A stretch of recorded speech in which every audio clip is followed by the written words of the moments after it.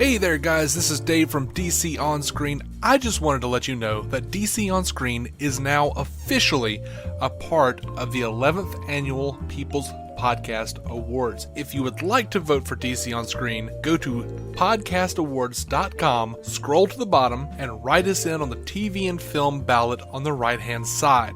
Then, on the left-hand side, put your name, your email address, then submit. Importantly, you can nominate up to 20 shows for different categories, but you could submit the nomination form only one time. Make sure you nominate all your favorite shows in their respective category. Once you hit submit, that's it. You're done for 2016. Can't go back, can't do it again. Settle in now for a brand new episode of DC On Screen.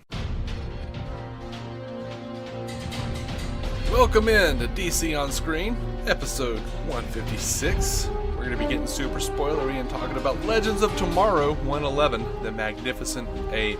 I'm your host, David C. Robertson. This is my co-host, Jason Goss. Hey. This episode, leaving off from the last episode, the team finds themselves in dire need of a hideout from the Timemasters bounty hunters, the hunters as they were called, and Rip decides that the best place to take shelter is in a little town called Salvation in the year 1871, which just happens to be in a temporal blind spot. Of course, the team finds a way to start a fight, this time with a band of outlaws called the Stillwater Gang. They also meet a cat named Jonah Hex, who knows Rip Hunter, knows about time travel, and remembers a little place called Calvert, where Rip once stood up to a man named Quentin Turnbull, much to the chagrin of the town when Rip left. Meanwhile, Kendra finds herself and learns that love without a soulmate ain't what it cracked up to be. You liked this episode. I really did. I mean, just taking it from the top, man, it's a lot of these characters suddenly make a whole lot more sense in a cowboy context. Does that make sense to you a little bit? Mick and Snart only in the sense live that way. You know, yes. They, you know. I was about to say, Mick and Snart make the most sense in this setting. Sarah seems like she could hold up just fine back in these days. A lot of this day, and Sarah, even Stein being the academic soul in the middle of a Western brawl. Right. Even him, they all took on, I don't know, their personalities adapted well to the environment. And fucking Jonah Hex, man. I loved it. God, I loved him. You loved Jonah Hex? I really did. I thought he was terrible. Loved it. I thought the actor was terrible. No problems with him. Honestly. I mean, I can't even think of a line that I can relate to that with. I thought it was fine. He overplayed it, man. He was pretty terrible. He overplayed it. He barely kept his accent. He was trying real hard to have this Clint Eastwood type of voice. I just thought all that worked for different ways. I mean, it was. Let me put it this way: it worked because that's exactly what I think of when I think of Jonah Hex. I don't know. All the stuff you just described, I'm like, yeah, that feels right. I mean, I didn't really notice a problem with the accent. That didn't feel right to me at all. But I don't think of him as a big over-the-top guy or anything like that. This made sense to me. I don't know, the way the guy walked around and motioned with his hands and put his hand on his hip and stuff, and he acted like he was in a play. Which was weird for me, because to me, Hex is just sort of a, monosyllabic badass, and this dude was just, I mean, Hex can deliver a few lines in a row when he wants to, but for me, this guy he kept it pretty quiet. I mean, the only time you see him really open up was when he's ripping into Rip, That was the most exposition we got out of the character. And you had to give him a little bit. You can't just have him do that, I feel like. Unless you really commit to it. Maybe next time, maybe he'll watch this episode and be like, man, I need to pull it back a little bit. And next time when he shows up again, because I'm sure he will, he'll be a little better. I don't know. I didn't care for the actor, whatever his name is. What was his name? I don't remember. I think if he pulled it back much further, it wouldn't exactly hurt my feelings, but this was fine. That was good. I like finding out. What I did like, I liked that the timeline is constantly in flux, that there are blind spots. Yeah. I did like that. I like that Rory knows about him. Keeping up with the idea that he has temporal training now. I didn't want that to be one of those things where we forget that now suddenly Mick is a whole different person. Right. I did enjoy Sarah and Mick trying to drink each other under the table. Yeah. And it's kind of funny that they start a fight and he's asleep later. That sounds. But it's real dumb. It's real dumb because I'm like, dude, Rip is like, no, you shouldn't go. You shouldn't go. And they're like, we want to. And he's like, okay. At this point, it's just like, dude, don't let them out of the ship. Doesn't They're gonna Stein start a fight. say something about They're like awful? Doesn't Stein say something about like with this group clearly you haven't been paying attention? Yes. Yeah. Like they're just hanging lanterns left and right, and I'm like, this group should not be exposed to anything. I'd rather. I mean, take them back to their times. Let me put it this way: they haven't yet figured out how to really shut that down. No, they haven't figured out how to like get out of the ship and not create a giant ruckus and cure TB 100 years earlier. But which I think is just the writers not being able to figure out how to have a show and not have that happen. So what are they doing here? I don't know. Let's just have them have a fight in a bar. Another fight in a bar? Yeah. That's the conundrum for me is if they really learned from that lesson, there would be more stuff on the ship, and they wouldn't be getting off the ship as much. But if they didn't get off the ship, that's the whole point. That's the reason I wanted this show, Dave. I wanted them to go hang out in the Old West and hop into the future for a while. This is. I just want a good story, and so far they're just not giving it to me. I don't believe the motivations of these characters half the time. I don't believe that they're this stupid, because you can't keep changing the past. Like, Rip has said this over and over again, except in this episode where apparently saving this kid is what Stein is supposed to do because he's H.G. Wells. Which, by the way, if you look up H.G. Wells, he would have been 5 during this episode, and that kid was way older than 5. But, trying to get 5-year-olds to Mark act well. Guggenheim. Mark Guggenheim can't Google a thing. Nah, you can't get 5-year-olds that actually act well. Then you shouldn't have written this stupid bullshit storyline into your show anyway. And it was stupid. It's the old friggin' trope. I'm ready for it to be done. Like, we changed the past. We were always supposed to change it because this kid is a celebrity. Yeah, thanks. I had enough of that when Sam Beckett went back and hung out with friggin' Buddy Holly. I'm sick of that shit. Let me put it this way: I would love to agree more heartily, but I like H.G. Wells' books, so I'd love to be like, yeah, and I don't know. I'm trying to pick a bad author here, but I've forgotten a lot of them. I don't know. Emily Bronte, because I hated Wuthering Heights. Let's say that one. But yeah, like if he had saved her, I'd have been like, well, no, clearly you're wrong because she shouldn't have been saved. But no, I can't. I like the Invisible Man. Nothing I can do about that. Well, H.G. Wells is fine. They just, you didn't need that kid to be 5. You didn't need him to be as old as he was. You just didn't. He could have said that all the same stuff he said to the kid to his mother. You really could have. Yeah. Still a thing I didn't like. It's still a trope I didn't need. And if the Timemasters are indeed so worried about changing the past, why are they sending bounty hunters to run around blowing up a town with lasers? Oh, temporal blindspot. They didn't have to care. This was actually the place to hit him. Yeah. Well, except for H.G. Wells. He's not part of the blind spot. He's needed. Well, I assume he makes it out of this town at some point. Well, I'm assuming, yeah. Assuming he would have to. Tuberculosis free. Stein gives he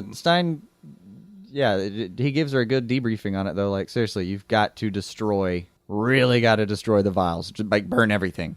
If you leave any hint of this hanging around. But, like, the confusing part is, well, why? Why not just go ahead and cure TB about, what do you say, 70 years early? It's probably more accurate. I didn't look it up. Why not go ahead? Yeah. Oh, did you catch the Wilhelm scream in the bar fight? No, I didn't. I didn't catch it. That's at least twice they've used that on the show now. Nice. It feels fitting. It does. For this show. I did like when Sarah asked him how long he was Kronos, and he said never counted, never mattered, just another gig anyway. Right? I always like Mick. I have a question, though. At some point, Snart actually says to, I believe it was Snart, actually, or someone does, they hang a lantern on this part, anyway, actually says to Jonah, on the Wave Rider, we could fix up your face. He's like, fix up what about my... Oh, yeah, and just backs off real quick. Why is Snart running around with, like, burns and bruises all over his face the entire episode if he could just be fixed with the Wave Rider? I honestly, I just figured Snart was like, no, I needed the hand back, but I can handle the face. I'll be okay. I figured he was just kind of being resistant about it. Don't get me wrong. Like, a line wouldn't hurt anything. But, yeah, I don't know, man. But, look, probably my favorite line in this episode, I want to say, like, when they're about to get in this bar fight, Stein says something like, what does he say? When my friend here is being reasonable, we have a problem.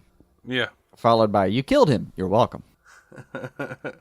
That's the kind of snark. And snark does exactly what I expect. When I see this in the old cowboy movies and crap, it looks like that. Like you look around the room and go, you saw I draw first. You know, it's a very drunken kind of court of law, I guess. Yeah. I did enjoy later on when they have to tell Ray the Miranda rights won't be around. Snark tells him that Miranda rights won't be invented for another 100 years. Right. That was fun. Yeah. That was fun. And Palmer's fun to watch in this episode too, because he has so much fun playing sheriff. Yeah, he does. Did you catch Kubert's barbershop in the background? No, I didn't. Obvious big nod to the Kubert family, Joe Kubert. Mainly Joe Kubert, but I missed that. Andy and Adam Kubert, yeah. That's there in the background floating around. I kind of, as much as I didn't like the actor who played John Sheck or Sketch, I don't know, whoever played him, I didn't care for him, but I kind of do want to see more of Jonah Hex, and I don't know, I think running around with. I think he'll win you over. I could go back and watch an episode about Calvert pretty happily. That being said... Yeah, we pretty much know what happened. Did you... No, I could deal with some real FaceTime with it. But how'd you feel about, Rip's... You got an explanation for why Rip looks like he walked out of this period. Mm-hmm. How'd you like it? I didn't. See, I had the feeling that was just how it was going to be. But I'm going on the other side, too. I liked that. Mm. I like that they did something about it, because what's he doing running around that duster all day? And why does he have... I like that the duster used to be Jonah's. Yeah. What I didn't like is that I kind of liked it until I realized, me and Bethany were talking, and she was like, it was so dumb that he named his kid after Jonah, because his kid's name is Jonas. Those aren't the same name. Well, that happens all the time. You know what? You're right. That is dumb. It happens all the time. That's not right. People do that, all right, babies are born, 7 seconds or so? I'll bet in the next 2 minutes that happens somewhere. What happens? That somebody, I've seen that, the namesake thing doesn't have to be the exact same name. You just, something that sounds like it or starts with a J or whatever. Mm. I see it all the time, too. Okay. You will be Jonah, but plural. Jonas. No.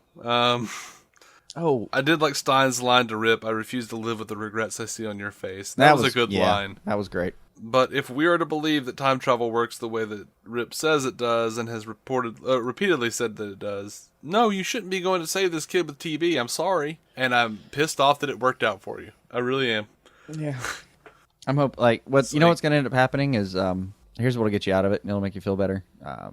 They get back to a future time, and he asks Gideon about, how did H.G. Wells come out, and it turns out, the kid and his mom were killed by the remnants of the Stillwater gang while leaving the city. Mm-hmm. If he'd been sick, he would have actually survived it naturally, which is impossible with fucking TB, but whatever. I don't know if I made it through consumption has ever happened. Yeah. Well, in those days, consumption was everything. Yeah. Palmer's line though. Its rivaling favorite for the episode was what is it? Why can't a gang never be a bunch of good guys? Uh-huh. What do you think you're in? They don't call themselves a gang though. You feel like he's watched what is it? What's that old movie? The Buttercream Gang or something? Yeah.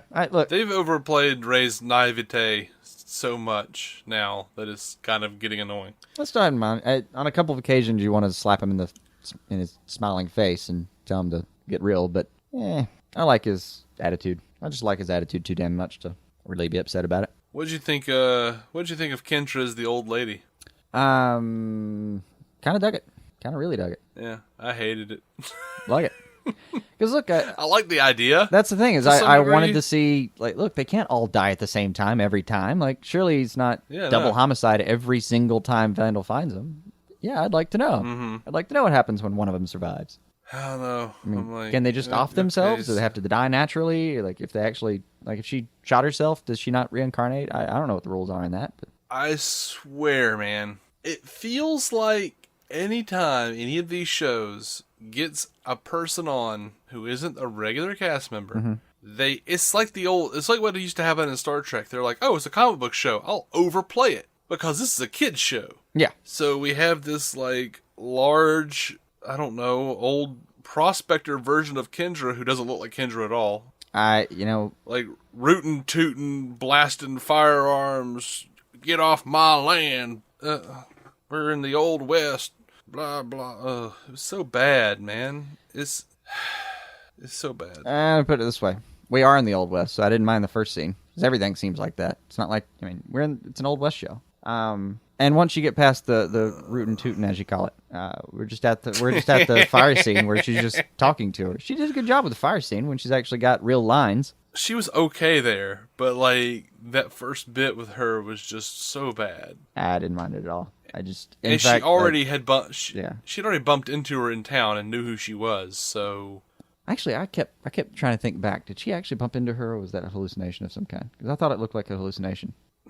Or like I don't know. Was it a vision kind of thing? The whole thing was eye roll worthy, man. That was good. I mean, I like I said, the concept itself was good. I wanted to know what happens, and I just didn't have anywhere near the problems you had with the acting this week. Like, it's on some episodes, I'm with you, but for some reason, this one we're already going so novelty with it. We're in the Wild West. Well, just because we're in the Wild West doesn't mean that everyone has to be a cartoon suddenly. Well, the Wild West itself is a cartoon. It's not a real thing. It wasn't how things happened. Some truth to it, but the whole thing's a damn cartoon in this episode, so I was fine with it. Mm-hmm. So we're just tossing any kind of realism that we hope to see in this show. On the expanded adventures like this, yeah, I like it when they dig in and do a fun episode. So I'm not as down on the acting not being realistic. Like, I like the fun episodes as much as I like the digging in for real episodes. Like when we were just talking about kind of the Supergirl effect, I want to call it sometimes. Like this last episode, I really dug because they dug in, they got serious, they took themselves seriously for the first time. It was really, really nice to not see them try to like get out of something with a good joke. See, what I was really hoping they would go is like, they're all like, oh, we want to go see the Wild West. Ha ha ha! I've always wanted to see the Wild West. They go out there and it's like it smells really bad in the Wild West. Like everything, and then like smells everything, like and everything is bad. Everything, like it's much worse than they believed it would be. And just kind of hang a couple lanterns on the fact that they all thought it was going to be like the old movies, and it's not like that at all. Dig into some realism. We get to meet Jonah Hex. Cool. Like, I wouldn't have minded that either, but I was fine with the fun version of this one. I was. This isn't a show I'm expecting hyperrealism from, to be honest. I could stand a lot of hyperrealism to ground what is already a silly sci-fi show. A silly sci-fi show that doesn't even go by its own rules. It arguably does. Be nice. It arguably does. Look, and I think there's also this to consider with it. Like, look at the next episode and what we're dealing with. Or the end of this episode with the Pilgrim and what the plan is. Like, the show itself ends on a very dark note. Yes. After they built up the hunters. Well, yeah. Which turned out to be nothing. Yeah. Turns out if all of them are on board and have Jonah Hex there happily shooting a newfangled gun or whatever. Yeah. All they gained was Jonah Hex. That is all they gained. They did not even have futuristic weapons. No, like, they just Jonah had another had person. Yeah, he just had another person that's a good shot to use the futuristic weapon for a minute. That's literally the only thing that was missing from the equation when they started. That's all it took to take these hunters out when you have Rory going, run. Okay. This episode, they show up, and I did laugh when Rory screamed, friends, welcome. Right. I did enjoy that. Of course. But that was way too easy. It really was. Like, I know. And Jax, I could just deal with Jax being put away. Please. That's what's up. Y'all best stay the hell away from us. Oh, dude. Come on, buddy. Yeah. They've got to stop writing him like that. It's awful. Yeah, I want it pulled back. It's hard. Embarrassing. Now, the one, the little, I forget that, like, cross your heart symbol that Jonah does when he sees Firestorm, though. There we go. I like that. Now we're talking. I did like that. That made me laugh. Jonas, you get the feeling Jonah's the kind of person that can deal with just about anything, but he knows it's weird. Yeah. Perfectly aware of it. It's weird. I did like when they said, they've sent the Pilgrim after us, and Stark goes, scary. That was funny. But I always like Snark. I know. I just, I feel like they're just kind of trying to build up stuff and then throwing it away. Building it up and throwing it away. They're like, they've built up the Pilgrim now, and they'll take her out, and Jax will say something that even to me vaguely comes off as racist somehow. Right. Like, he's got to stop being a stereotype. I swear to God, man. It's just, it bothers me so much at this point. Yeah, they're going way out on a limb with him, I think. I think the next episode might help you, though, man. I really do. I mean, you wanted, I enjoyed the little fun episodes, I think, probably more than I enjoy when they take themselves more seriously. Because in this universe, that we have a lot of take yourself seriously with Arrow, and then we've got Flash that it's a lot of fun, but there's so much heart in the damn show that as at least a few times a season, Flash can make me cry. Just this one, I wanted a romp to some extent. I didn't have like huge expectations for it getting all serious on me. I mean, don't get me wrong, I like it when it takes itself seriously, but I'm just not holding it against it when it does the fun crap like Magnificent Eight. And then it's going to do something real deep here with Last Refuge. Like, she's going to go try to kill them as kids. I don't think it's going to be like filled with jokes next week. Right. It's just, when you do serious episodes, I feel like when you do like a show like this with like this episode where you're like, oh, we're going to have a lot of fun, and this isn't, it's all a cartoon. This isn't the way anybody ever acted. I feel like it diminishes everything else. Like, I feel like, how can I reconcile the fact that, this Wild West episode is in the same universe as this Arrow episode?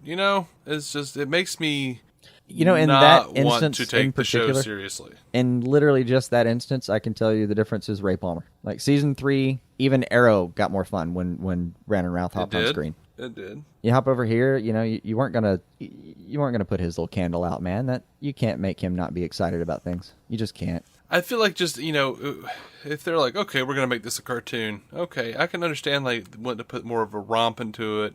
You can do all that without making the show suck.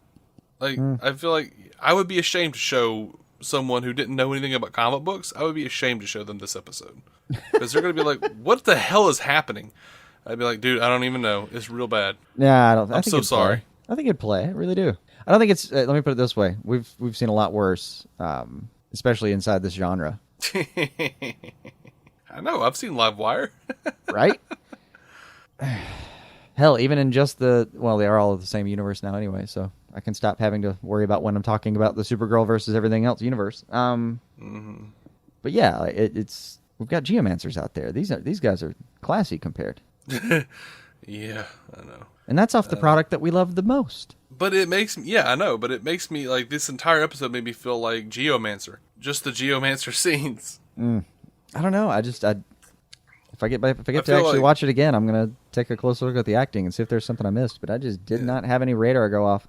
I was also so damn happy with the spectacle of the episode. I enjoyed watching it so much that I wasn't as down on anything. See, that's what you've been doing the whole time. I don't care about the spectacle. I really don't. I wanted that spectacle. I really don't care about the spectacle. In fact, they need to pull back on the spectacle because, dude, there's only so many times that these guys can, like, get out into the past and, like, they're all idiots. They're all so stupid. Like, why do they have to fight a whole bunch of people? I've gone my entire life without fighting an entire room of people before. Like, I've gone my entire life without doing that once. Right. At no point do I believe that they have to get into a fight with, like, an entire room of people. I mean, every time. That's also not entirely true. I mean, I feel like every time we have a conversation about Batman versus Superman, that's what we're doing. But we don't start just knocking people out and popping wings out and shit in the middle of, I mean, damn. They're like, oh, this is the past. Yeah, we can't change anything. Right. We're just going to go have a couple of drinks, and oh no, and Firestorm's he's on fire, and everyone's dying. Nope, Snart's freezing people. Snart's freezing people in the past. It sounds a little truncated, but roughly accurate. Yeah. Man, I don't know. It's just real bad. Fine with it. Fine with me, man. I think I really don't. Just needs to take them all back home because they all suck. Nah. Like, as None a of team, them understand the concept of time travel. They're getting better as a team, and I don't actually think the show's broken nearly as many of its rules as you think it has. Like, the fact that they have this flux kind of area with the cementing of time it gives them so much damn rope that it does. I think they're pretty much still okay. And even like in cases like this, we go into this little town and we got a giant hawk lady flying around and some guy who seems like he's vanishing and then reappearing because you can't see him when he gets that small. And oh my God, was that a fly? And oh my God, when did you get? Like, I get why you're gonna freak out a bunch of people. I mean, by the way, it's a old West town. There's like 40 people here, but I get why you're gonna freak out a bunch of people. Oh, and everyone's drunk, by the way. So. Oh no. But they even say in the episode, what did he say? Like, that's what this team does best is just sit around getting drunk and then doing stupid shit. Yeah, sounds good though. Actually, doesn't sound bad the way you describe it. But they is it Jonah or Rip that says something about how are you going to explain this to people? And it's like skepticism, disbelief. They'll do it for me, and I'm fine with that too. I didn't buy that at all. I don't have a problem with that explanation. I never have really. I'm like, well, I mean, I guess I can get behind. I guess that it would just become like folklore or something for that town, but it's a tough pill to swallow, man. It is. Just like for this new episode, the promo for the new episodes where he says, "If you die in the past, you die in the future." You might want to get together with some people in the Flash and have that conversation, because I'm pretty sure that timeline hasn't changed. You don't just immediately go away. No, right? You just don't. Yeah, there are time remnants. It comes back. Right. But but I'm not for the sake of this episode. No, I'm not. I mean, watch the episode first. That's the kind of thing you say on a promo when you're just trying to convince some new people to hop in and check it out. I know the trick. Just give them a second on that one. I'm trying. I mean, I'm going to watch it. Of course. And we're going to have this conversation again. Yeah, probably. Scott Madison wrote in. He says they just finished dealing with rampant racism in the 1950s, yet here they are parading jacks around the Old West in the 19th century. I am confused. That's a good point. Yeah, it crossed my mind too. Which is honestly why I knew they were going back in time further in that show, and that's one of the reasons I didn't want them to deal with that on the previous episode. Mm-hmm. I mean, it's just I don't know. I've got issues with this show in general. I got you. I don't want to. I want to love it. Yeah. I don't know what to tell you, man. Anyway, I think that's all I've got, man. I don't want to bum you out. I'm sorry. Oh, I'm fine. I loved the hell out of that episode. I'm not bummed about anything. I just had we had different expectations for the show is what it's gonna. Because me and you've had this conversation a few times. We just wanted different things from it. And I'm getting what I wanted. Let me ask you this: how did you feel about Kendra holding back on all the stuff with Ray? Her not telling him. Not a problem for her old other self, as she put it, he was a good man, but he wasn't a soulmate. Not a problem for me. Okay. I mean, I know it's your older self telling you, but it is still somebody else telling you. That's an old version of you, and you've had a few more lifetimes. Fuck it. Yeah. You got a good thing going with Ray. You're just going to give that up because some ghost of Christmas future warned you about it? Yeah. Also, wouldn't you be a little disappointed with her if she didn't try anyway? Yeah. I think my issue is not that she doesn't try. My issue, or not that she tries. My issue is that she doesn't tell him, because it's another it's another thing that's going to be nagging in the back of her head that she won't tell Ray. That's going to keep them from, and then 3 or 4 episodes or longer down the road, he's going to be like, "Why didn't you tell me?" And possibly it may just be a thing where we address it, and she may have just another conversation with Sarah later and say well, you're ever going to tell him about that? And she can sit there and explain you know what? At the end of the day, that was a conversation with myself. And we all have our personal demons, you don't say every negative thought you have for good reasons. Not everything you've ever thought about a relationship should be said necessarily. I know. It's just they showed me a thing on a show. I know, which means that it's going to have to come out at some point. I know. I'm just hoping it comes out as a conversation with her or somebody else, or even there's the chance that she does just tell Ray next episode because. She decides she should, and Ray takes it well, because obviously he would, because he's Ray. Maybe we just move right on. I don't know. Fingers crossed, man. Yep. So, promo for 112, sorry. Yeah, Last Refuge. We saw Quentin with hair. He's in there. Yeah. He's firing a gun, it looks like. And Pilgrim running around attacking people in the past. Right. So, I mean, I look forward to it. I always do. I've liked certain episodes more than others. Obviously, it just wasn't much for this one, apparently. I know. We always end up on the opposite side of the show. The ones I didn't like, you loved. I don't know. We never have gotten to the bottom of it. In all of our extended therapy sessions, we never have. Maybe it's because we're not doing what Lucifer does. Should we be having sex? Is that what should be happening? It's not going to. I'm almost sure that's not the solution. I'd like to know if we're doing this wrong. I'm not going to change my behavior. But I'd like to know if I'm doing it wrong. Oh, we are DC on screen. I'm done. You have anything else? No, I mean, I I can't save this thing for you. I just can't. I would if I could. Write into us. Let us know who's right, me or Jason. Was the show good or was the show shit? I don't know. We are DC On Screen. You can find every episode at dconscreen.com, iTunes, and Stitcher.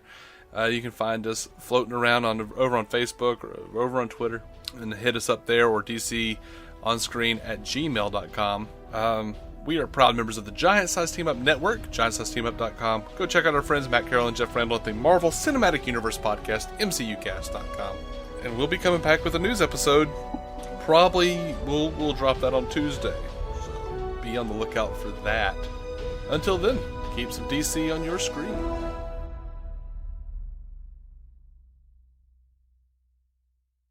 Judy was boring. Hello. Then Judy discovered ChumbaCasino.com. It's my little escape. Now Judy's the life of the party. Oh, baby, mama's bringing home the bacon. Whoa, take it easy, Judy. The Chumba life is for everybody. So go to ChumbaCasino.com and play over 100 casino-style games. Join today and play for free for your chance to redeem some serious prizes.